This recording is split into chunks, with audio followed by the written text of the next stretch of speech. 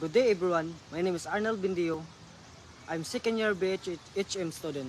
Today, I'm going to explore you the common nature pattern. These are the common nature pattern, the symmetry, fractal, spiral, and the tessellation. Symmetry, it is a simple term.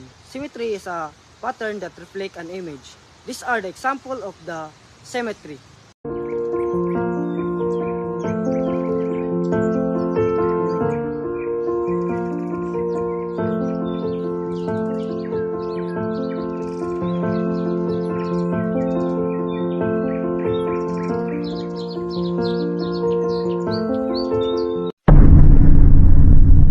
Fractal, it is a movement onto fractals. It is a repeat pattern to the progressively smaller size triangle. These are the examples of the fractals.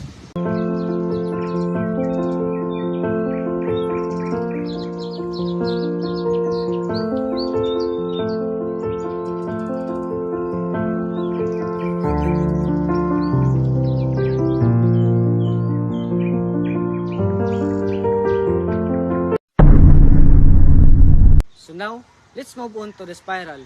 Spiral is the pattern that revolves around the central point that continuously widening.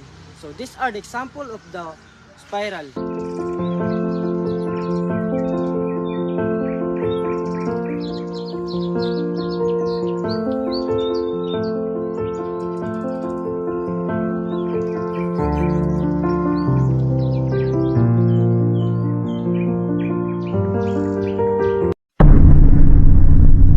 The last but not the least, the tessellation.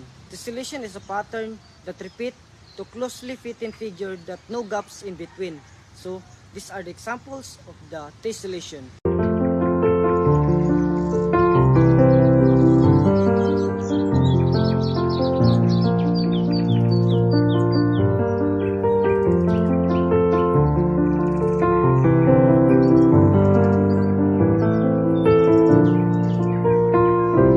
Thank you for joining me, and by the way, my name is Arnold Bindio, and today I would like to end my video. So may God bless you all and always find the beauty of the nature. And I know nature is a truly masterpiece, artist and design.